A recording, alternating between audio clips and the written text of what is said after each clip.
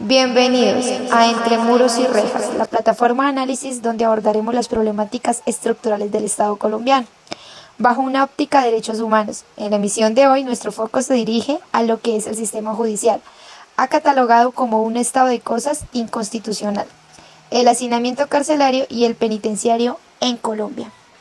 Soy Alejandro y junto a Laura y Sandra vamos a desentrañar este tema tan importante que es el hacinamiento carcelario y las vulneraciones dentro de este. Esto significa que no es solo un problema de espacio, sino una violación sistemática y estructural de los derechos fundamentales, incluyendo el derecho a la dignidad humana, el derecho a la salud, por la imposibilidad de control sanitario y el acceso a tratamientos, el derecho a un trato digno al obligar a los detenidos a dormir en el piso, en baños o por turnos, la anulación de la resocialización, pues las condiciones de vida degradantes impiden la implementación de programas educativos y laborales, que son el fin constitucional de la pena.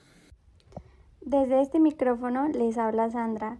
El hacinamiento no es solo un problema de números, ya que se define también como la sobrepoblación crónica en los centros de reclusión, incluyendo cárceles del IMPEC, unidades de reacción inmediata como la URI y estaciones de policía, donde el número de personas privadas de la libertad supera la capacidad máxima para la cual fue diseñada la infraestructura. Cuantitativamente se mide por el porcentaje de ocupación que excede el cupo oficial, cuando este porcentaje es extremadamente alto, superando el 200 o 300% en muchos centros. Impacta directamente en la provisión de servicios básicos. A continuación, tocaremos 3 casos emblemáticos para entender la magnitud de esta crisis. No podemos hablar de un problema general, sino de realidades puntuales y extremas. A lo largo de este episodio vamos a contrastar y analizar las situaciones de 3 centros penitenciarios que, aunque distintos, son un espejo del sistema.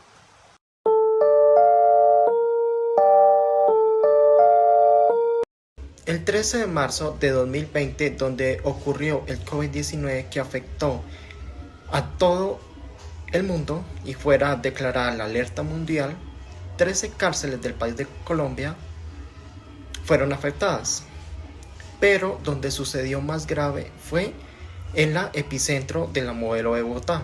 ¿Por qué? Porque debido a la falta de recursos sanitarios ocasionara que para los presos el hacinamiento fuera más grave que en otras cárceles, y esto ocasionó que los falta de recursos fuera incontrolable este virus que propagó a todo el mundo.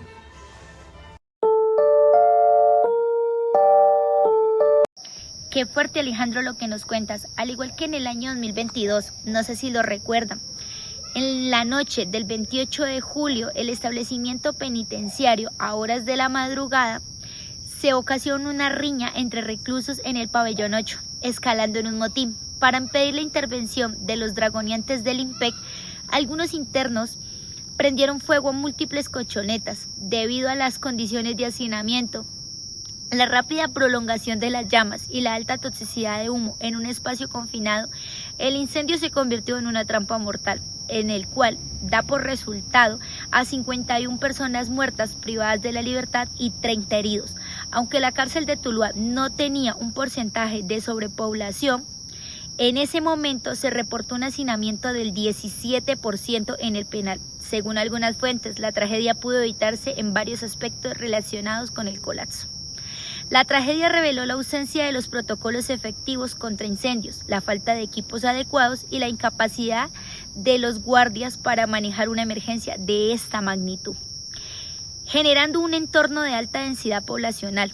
En este caso, nos sirve para mostrar la evidencia en el que el hacinamiento no es solo un problema de dignidad, sino una amenaza constante e inmediata a la vida de los reclusos. Sandra, ¿tienes las cifras de estos últimos 4 años para contarnos? Sí, Laura. Como cifras reales frente a estos casos encontramos que en la tragedia de Tuluá, el 28 de junio del 2022 en la cárcel hubo de 51 a 54 internos afectados, y en la cárcel La Modelo de Bogotá, el 21 de marzo del 2024, 24 internos murieron en disturbios y enfrentamientos.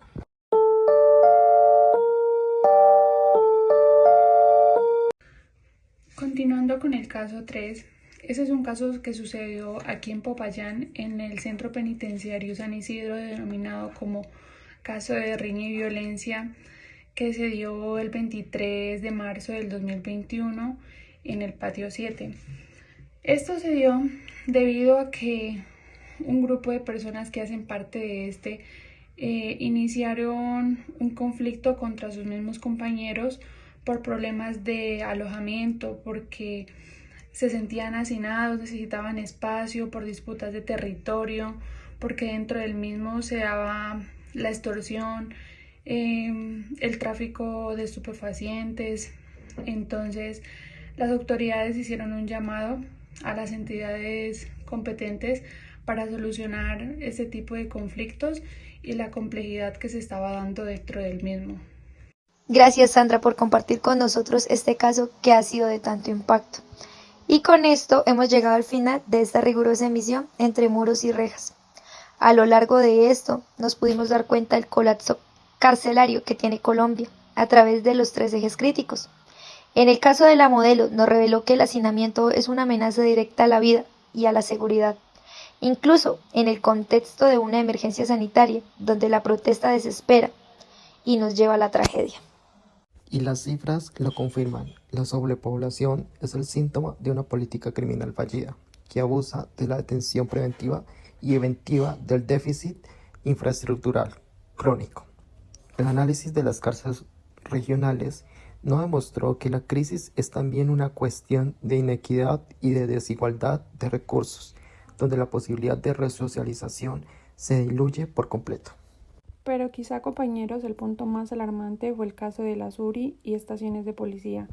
Estos recintos, albergando a sindicados por tiempo indefinido, constituyen la máxima expresión de ilegalidad y el fracaso rotundo de la separación constitucional entre quienes esperan un juicio y quienes ya han sido condenados. La suma de estos 3 casos, la violencia letal, la inequidad regional y la ilegalidad transitoria, ratifica que el sistema penitenciario colombiano se encuentra sin atenuantes, en un estado de cosas inconstitucionales. Ha dado la orden de corregir, pero el Estado sigue sin actuar con la urgencia que demanda la vida y la dignidad de miles de personas.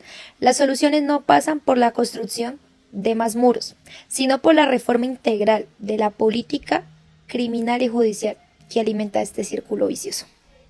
Agradecemos a nuestros oyentes por acompañarnos en este análisis. Esperamos haber aportado elementos de juicio para entender la gravedad de esta crisis silenciosa. Les invitamos a mantenerse informados y a exigir a las ramas del poder público la actuación diligente que ponga fin a esta vergüenza nacional. Esto fue Entre Muros y Cifras. Hasta una próxima emisión. Muchas gracias por su atención. Espero les haya gustado.